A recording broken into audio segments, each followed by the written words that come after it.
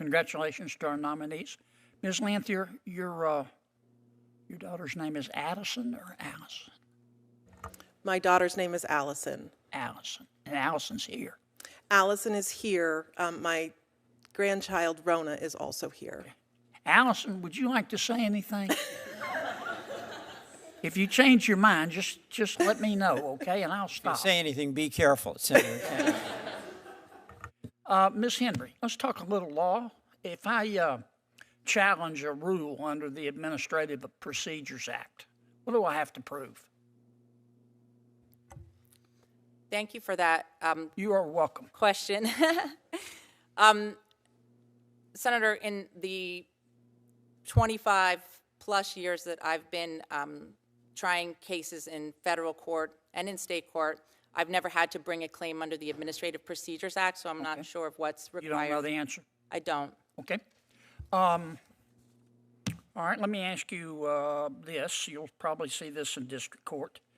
Is partisan gerrymandering legal?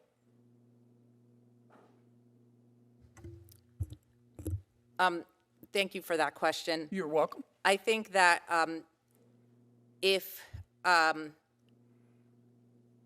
think that I would have to evaluate that claim if it were before me, and in doing so, I would look at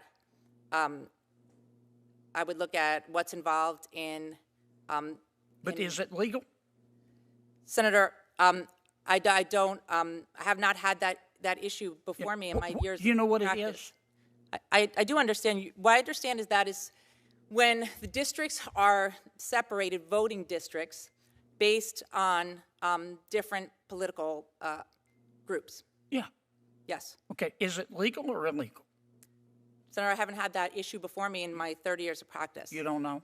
So, but if I'm faced with that issue, I would research it and I'd be prepared to address it. Okay.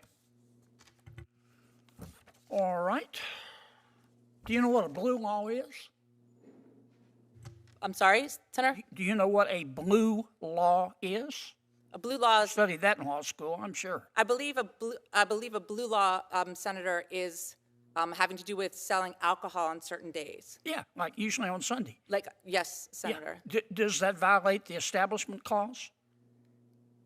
Does a blue law, let me be more precise, I'm sorry. Does a blue law violate the Establishment Clause? Senator, I don't believe a blue law does violate the Establishment Clause. Okay, why not? Well, because, Senator... If a legislature says you can't open and sell, let's say, food or anything on Sunday, not Thursday, not Saturday, Sunday, why doesn't that violate the Establishment Clause?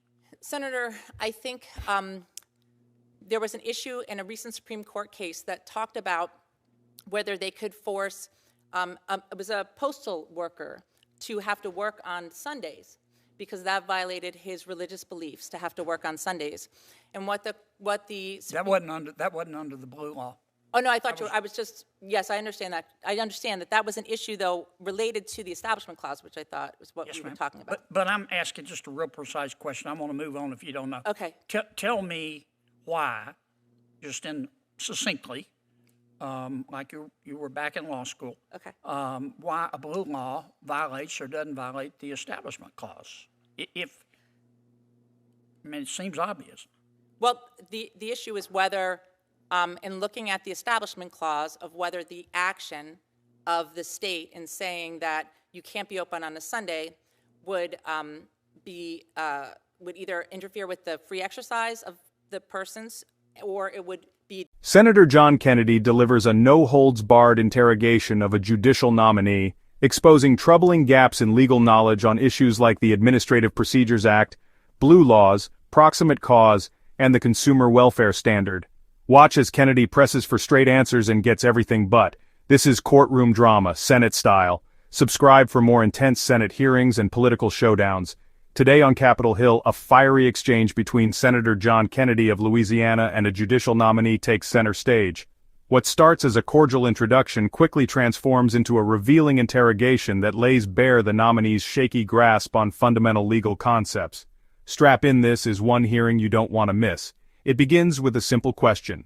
What must a plaintiff prove to challenge a rule under the Administrative Procedures Act? The nominee's answer? She doesn't know. What do I have to prove? I've never had to bring a claim under the Administrative Procedures Act. I don't know.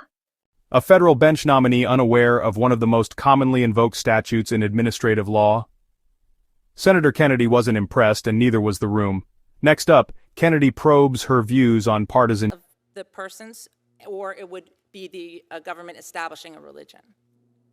Yeah, I understand the issue. Okay. So what's the answer? So the answer is that I believe that there's case law on the fact that there can be blue laws that allow alcohol stores or places that sell alcohol to not be open on Sundays. Okay.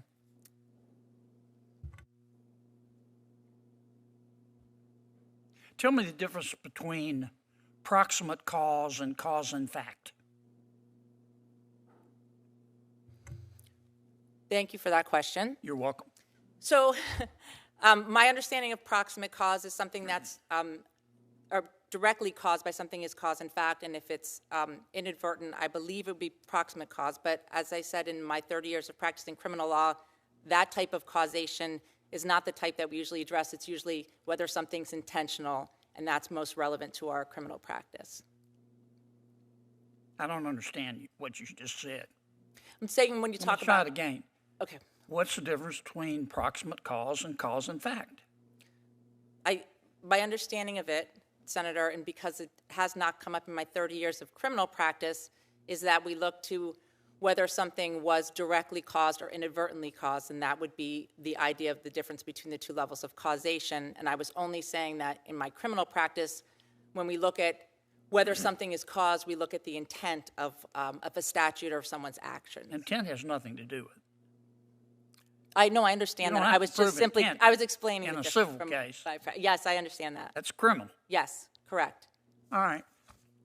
Tell me about the consumer welfare standard. The senator's time is close to expiring. How much time do I have left, Mr. Chairman? It's just you and me. We're down to The message? Preparation matters, especially when you're up for a lifetime appointment. Judicial nominees are expected to carry not only credentials, but clarity. Today's exchange with Senator Kennedy highlights what happens when answers fall short and the stakes are high. Whether this nominee moves forward or not, the Senate and the public now have a lot more to consider. Subscribe for more Senate highlights and political analysis.